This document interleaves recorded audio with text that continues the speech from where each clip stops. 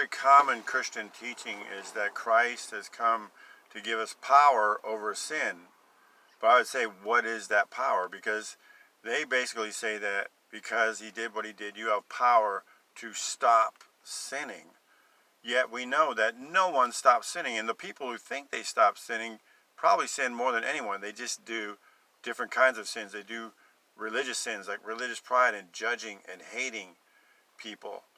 What is the real power? The power is to know that sin has no power in your life. It has no power to come between you and your God, even though you know you will sin. Paul addresses this in Romans chapter 6, things like verses 16 to 20. It's an amazing part where he talks about being a slave to what you are a slave to obey. That's who you are a slave to, whoever you obey, whether it's sin unto death or righteousness unto life. And he illustrates in there how when you were a sin, a slave of sin, you didn't have to worry about accidentally being a righteous person, even though you could do righteous things. So it's not about perfection. You weren't a perfect sinner. You weren't the world's greatest sinner, and you're not the world's greatest saint because of anything you do. It's not about perfection. It's not about what you are doing. It's about your attitude. It's what did you submit yourself to, and more importantly, who did you submit yourself to?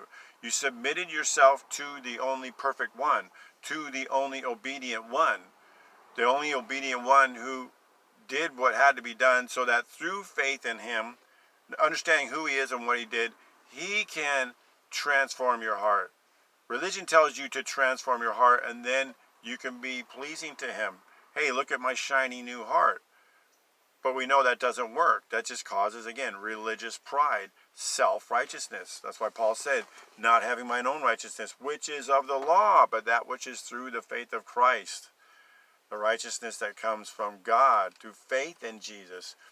That's what he offers, is a righteousness that you can have because you made a choice. And in that passage in Romans 16:20, he explains that even while you were slaves of sin, you still were obedient. You're obedient while you were that sinner. You chose to believe in him and became a slave of righteousness because it's his righteousness. It's the person of righteousness that you are a slave to. And he is the one who's guiding you.